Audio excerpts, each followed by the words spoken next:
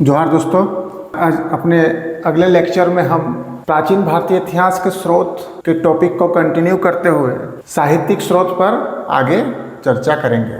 जैसा कि आपको पता ही है कि प्राचीन भारतीय इतिहास के स्रोतों में सबसे प्रमुख जो दो स्रोत हैं वो साहित्यिक स्रोत है और पुरातात्विक स्रोत है।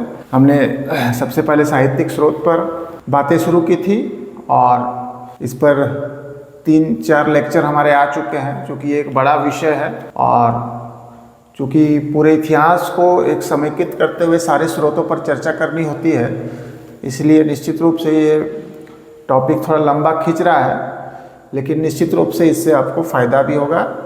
इसलिए अधीर होने की आवश्यकता नहीं है। पूरे लेक्चर को आप अच्छे से देखें ताकि स्टेप बाय स्टेप सारी चीज़ें समझ में आए। तो हमने पिछले कक्षा में जो हमने अध्ययन किया था वेदांग और अन्य जो वैदिक परंपरा के साहित्य थे, अब हम आगे उसी परंपरा को कंटिन्यू करते हुए स्मृति पर जाएंगे।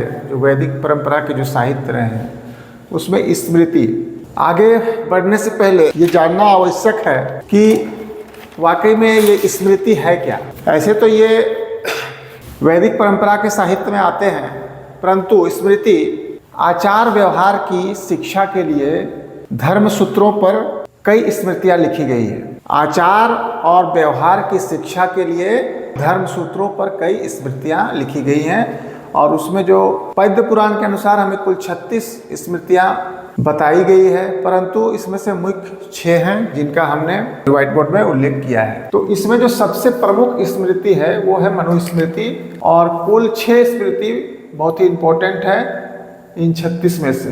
तो मनुस्मृति, याज्ञवल्क्य स्मृति, नारद स्मृति, पराशर स्मृति, बृहस्पति स्मृति और कात्यायन स्मृति।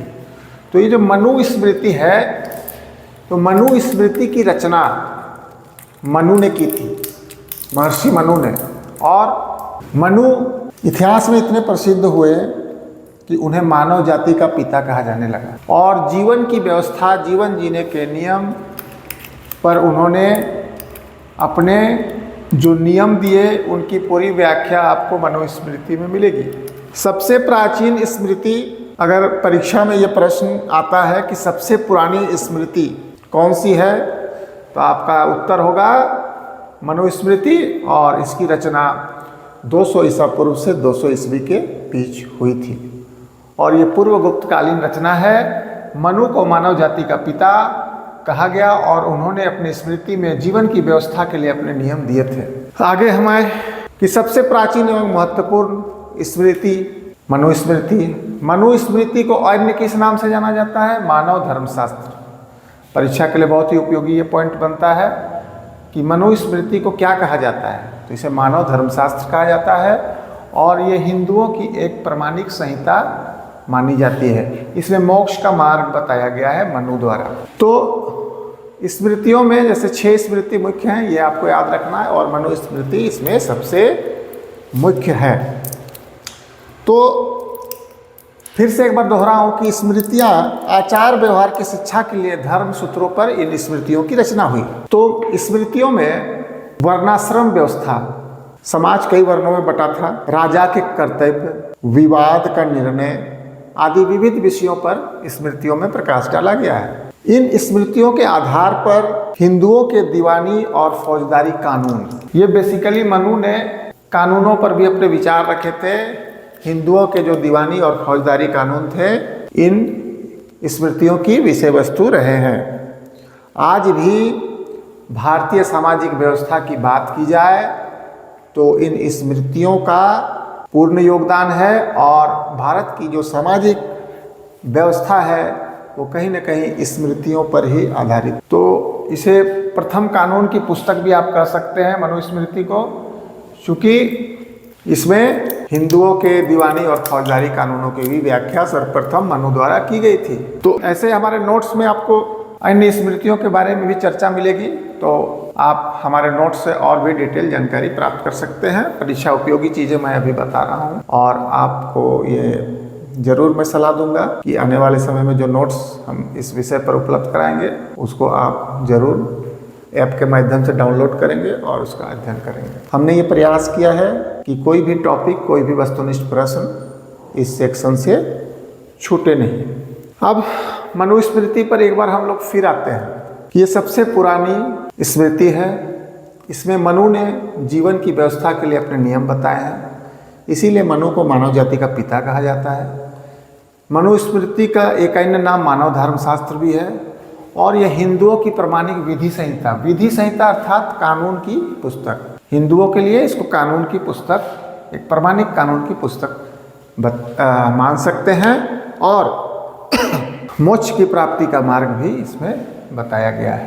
अब स्मृतियों से आगे बढ़ते हुए हम आएंगे महाकाव्यों पर। ये भी प्राचीन भारतीय इतिहास के स्रोत, साहित्यिक स्रोतों में महत्वपूर्ण स्थान रखते हैं। महाभारत, रामायण, ये दो महत्वपूर्ण और बृहद महाकाव्य हैं, और इनका रचना काल माना जाता है 400 ईसा पूर्व से 400 ईस्वी के बीच।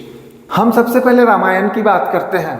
रामायण आपको पता ही है, हिंदुओं का बहुत ही लोकप्रिय महाकाव्य। इसमें भगवान राम के इर्द गिर्द पूरी कथा लिखी हुई है। इसे आदि काव्य कहा गया है। परीक्षा में ये प्रश्न आ सकता है कि आदि काव्य की संज्ञा किस महाकाव्य को दी गई है, तो आपका उत्तर होगा रामायण।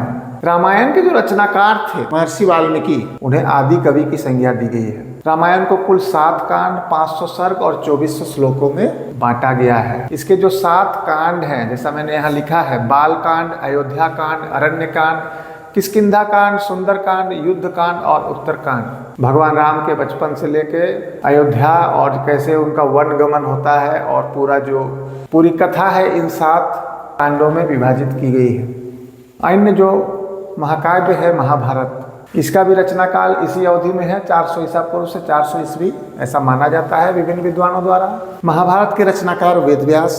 वेदव्यास को अन्य और 2 नामों से जाना जाता था, कृष्ण द्वैपायन और बादरायण। ये एक इम्पोर्टेंट प्रश्न हो सकता है कि वेदव्यास को कृष्ण द्वैपायन और बादरायण की संज्ञा भी दी गई है, लेकिन क्यों इन्हें कृष्ण द्वैपायन नाम क्यों दिया गया वेदव्यास को? क्योंकि इनका जन्म जो है द्वीप में हुआ था। द्वीप में पैदा होने के कारण इन्हें कृष्ण द्वैपायन की संज्ञा दी गई थी। बादरायण इन्हें क्यों कहा गया?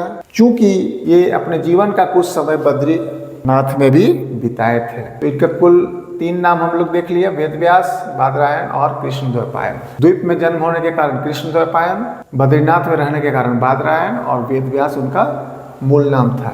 इसे धर्म ग्रंथ की भी संज्ञा दी गई है, और इसे पंचम वेद कहा जाता है। वेरी इंपॉर्टेंट क्वेश्चन कि किस महाकाव्य को पंचम वेद की संज्ञा दी गई है? आपका उत्तर होगा महाभारत। महाभारत को कितने खंडों में बांटा गया है? 18, जिसे पर्व भी कहा जाता है। इसमें 2000 अध्याय हैं और कुल 1 लाख श्लोक हैं, और इसी 1 लाख श्लोकों के कारण महाभारत को सतसहस्री संहिता का भी नाम दिया गया है। तो ये प्रश्न बार बार आता है कि महाभारत को अन्य किस नाम से जाना जाता है? तो आपका उत्तर होगा सतसहस्री संहिता। कारण क्या है कि इसमें 1000 श्लोक हैं। महाभारत की विषय वस्तु क्या है?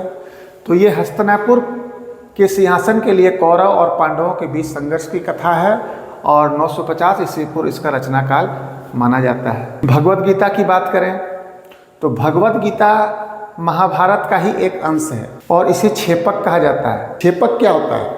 भगवद गीता एक क्षेपक है। इसका अर्थ है किसी कथा या किसी कहानी के बीच जब कोई किसी प्रकरण को जोड़ा जाता है तो उसे क्षेपक कहा जाता है। किसी कथा या कहानी के बीच जब किसी प्रकरण को जोड़ दिया जाता है तो क्षेपक कहलाता है। तो इसलिए भगवद गीता एक क्षेपक है, महाभारत का एक अंश है। और महाभारत का जो 6ठा पर्व है भीष्म पर्व, उसी में भगवद गीता लिया गया है या उसी में वर्णित है। तो भगवद गीता महाभारत के 6ठे पर्व से लिया गया है, भीष्म पर्व। परीक्षा में ये उपयोगी प्रश्न साबित हो सकता है कि भगवद गीता किस पर्व की देन है या किस पर्व से लिया गया है। भगवद गीता में 18 अध्याय हैं और कुल 700 श्लोक हैं, और इसे उपनिषदों का सार भी कहा जाता है। बहुत ही इम्पोर्टेंट चीज़ एक यहाँ पर मुझे मिला, तो मैंने इसमें लिखा है कि भगवद गीता को उपनिषदों का सार कहा जाता है। तो ये प्रश्न परीक्षा उपयोगी है, आपसे पूछ सकता है कि उपनिषदों का सार किस महाकाव्य को कहा जाता है? आपका उत्तर होगा महाभारत। सतसहस्री संहिता किस महाकाव्य को कहा जाता है? आपका उत्तर होगा महाभारत। आदि काव्य किसे कहा जाता है? आपका उत्तर होगा रामायण। इनकी रचना, महाकाव्यों की रचना 400 ईसा पूर्व से 400 ईस्वी ऐसा माना जाता है। कौरव और पांडवों का संघर्ष जो है ये 950 ईसा पूर्व माना जाता है। उपनिषदों का सार कहा गया है भगवत गीता को, और भगवत गीता में मोक्ष प्राप्ति के 3 मार्ग बताए गए हैं, कर्म, ज्ञान और भक्ति। तो भगवत गीता क्या है?